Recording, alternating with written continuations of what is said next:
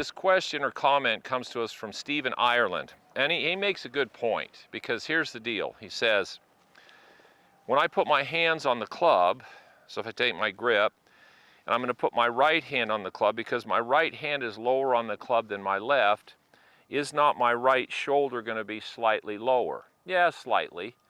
But when I set up, because of what I do with my spine angle, especially in chipping and pitching, my right shoulder isn't exactly the same height as my left, but it's pretty close, because I'm tilted more this way because I want my swing to bottom out more out in front of the ball. Now, one of the key things, when you watch here, when I hit a little chip shot, wherever my right shoulder starts at address, when I go back, when I run the club into the ball, my right shoulder is no closer to the ground than it was when I started. If my right shoulder gets closer to the ground, then there's a lot of things that have to happen to keep the club from hitting the ground first. So more important than shoulders level, which I want you to set up, when we set up to hit a pitch shot, I want you on your left side and set more this way. Now, because I tilt my body this way, you see now, even though my right hand's lower on the club, my right shoulder's closer to level to my left. And then when I swing, I feel like my right shoulder stays up. So it feels like my right shoulder stays up. It doesn't go down and under. See, so that's the key, is your right shoulder when you swing, once you get set up, and if there's a little tilt, it's not bad. What I don't like is when I see people do this. When they get their shoulders so tilted and their head to the right of the ball, and then they swing and they go down even more underneath it. So you want to be as close to level as you can get, and you want your right shoulder to feel like it only comes back to where it started and stays level through the ball, as opposed to going down and under. So it feels like it stays level. Now, there's a lot of terms, a lot of players have used them. I'm not going to use them because they can be more confusing than they help.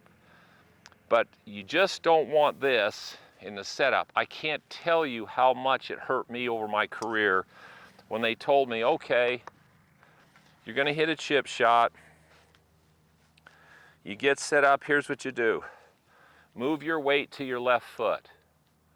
So I move my weight to my left foot. Keep your head even or to the right of the ball. So here's where I was. And then I'd try to make chip shots, and then it was also, at that time, it was drive your legs, so use your knees. So what would happen? Well, I'd keep hitting clear back here. So then I'd learn how to kind of run my arms up or put the ball way back. Well, as soon as I had somebody explain to me, wait a minute.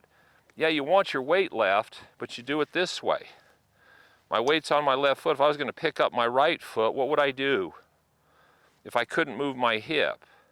So my upper body tilts a little forward. So I went there, set up here, then kept my right shoulder up. So now all of a sudden, now, boom, the club can run into the ball. So it's how you set up and how this shoulder doesn't go down and your head doesn't go back behind the ball. That bottoms your swing out too soon.